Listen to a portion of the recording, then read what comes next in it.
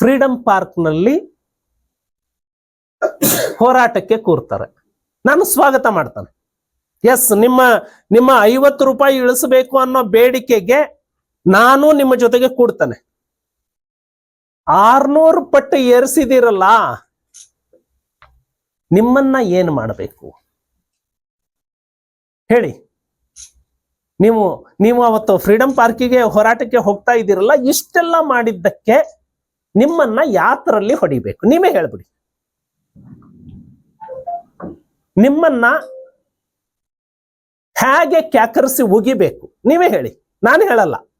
ಇಲ್ಲ ಅಂದ್ರೆ ಇದನ್ನು ಹೇಳ್ಬಿಡಿ, ಇಲ್ಲ ಕೇಂದ್ರ ಸರ್ಕಾರ 50 ಹೆಚ್ಚು ಮಾಡಿದ್ದೇ ಬಹಳ ದೊಡ್ಡ ತಪ್ಪು, ಬಟ್ ನಾವು 600 ಪಟ್ಟು ಹೆಚ್ಚು ಮಾಡಿದ್ದು, ಮೆಟ್ರೋ ರೇಟ್ ಹೆಚ್ಚು ಮಾಡಿದ್ದು, ನೀರಿನ ಬಿಲ್ ಹೆಚ್ಚು ಮಾಡಿದ್ದು, ಕಸದ ಬಿಲ್ ಹೆಚ್ಚು ಮಾಡಿದ್ದು, ಇದೆಲ್ಲದೂ ಕೂಡ ಬಹಳ ಕರೆಕ್ಟ್ ಇದೆ ಅಂತ ಹೇಳಿ ಸ್ಪಷ್ಟೀಕರಣ ಕೊಟ್ಬಿಡಿ. ಸ್ಪಷ್ಟೀಕರಣ ಕೊಡ್ಲಿಲ್ಲ ಅಂದ್ರೆ ಏನ್ ತಗಂಡ ನಿಮ್ಮನ್ನ ಹೊಡಿಬೇಕು? ಫ್ರೀಡಂ ಪಾರ್ಕ್ ನಲ್ಲಿ ಹೋರಾಟಕ್ಕೆ ಕೂರ್ತಾರೆ. ನಾನು ಸ್ವಾಗತ ಮಾಡ್ತಾನೆ. ಎಸ್, ನಿಮ್ಮ 50 ರೂಪಾಯಿ ಇಳಿಸಬೇಕು ಅನ್ನೋ ಬೇಡಿಕೆಗೆ ನಾನು ನಿಮ್ಮ ಜೊತೆಗೆ ಕೂಡ್ತಾನೆ. 600 ಪಟ್ಟು ಏರಿಸಿದಿರಲ್ಲ, ನಿಮ್ಮನ್ನ ಏನು ಮಾಡಬೇಕು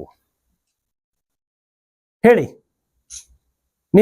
ನೀವು ಅವತ್ತು ಫ್ರೀಡಂ ಪಾರ್ಕಿಗೆ ಹೋರಾಟಕ್ಕೆ ಹೋಗ್ತಾ ಇದ್ದೀರಲ್ಲ, ಇಷ್ಟೆಲ್ಲ ಮಾಡಿದ್ದಕ್ಕೆ ನಿಮ್ಮನ್ನ ಯಾತ್ರಲ್ಲಿ ಹೊಡಿಬೇಕು? ನೀವೇ ಹೇಳ್ಬಿಡಿ. ನಿಮ್ಮನ್ನ ಹೇಗೆ ಕ್ಯಾಕರಿಸಿ ಉಗಿಬೇಕು? ನೀವೇ ಹೇಳಿ, ನಾನು ಹೇಳಲ್ಲ.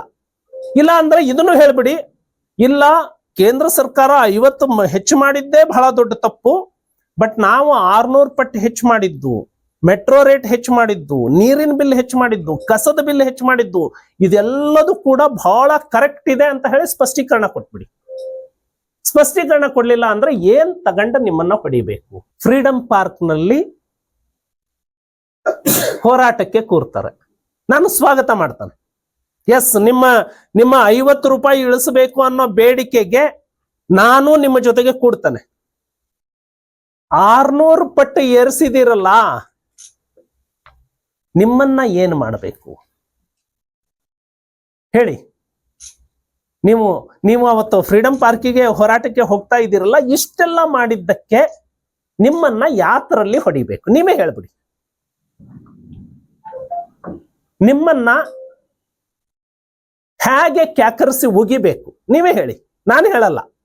ಇಲ್ಲ ಅಂದ್ರೆ ಇದನ್ನು ಹೇಳ್ಬಿಡಿ, ಇಲ್ಲ ಕೇಂದ್ರ ಸರ್ಕಾರ 50 ಹೆಚ್ಚು ಮಾಡಿದ್ದೇ ಬಹಳ ದೊಡ್ಡ ತಪ್ಪು, ಬಟ್ ನಾವು 600 ಪಟ್ಟು ಹೆಚ್ಚು ಮಾಡಿದ್ದು, ಮೆಟ್ರೋ ರೇಟ್ ಹೆಚ್ಚು ಮಾಡಿದ್ದು, ನೀರಿನ ಬಿಲ್ ಹೆಚ್ಚು ಮಾಡಿದ್ದು, ಕಸದ ಬಿಲ್ ಹೆಚ್ಚು ಮಾಡಿದ್ದು, ಇದೆಲ್ಲದೂ ಕೂಡ ಬಹಳ ಕರೆಕ್ಟ್ ಇದೆ ಅಂತ ಹೇಳಿ ಸ್ಪಷ್ಟೀಕರಣ ಕೊಟ್ಬಿಡಿ. ಸ್ಪಷ್ಟೀಕರಣ ಕೊಡ್ಲಿಲ್ಲ ಅಂದ್ರೆ ಏನ್ ತಗಂಡ ನಿಮ್ಮನ್ನ ಹೊಡಿಬೇಕು?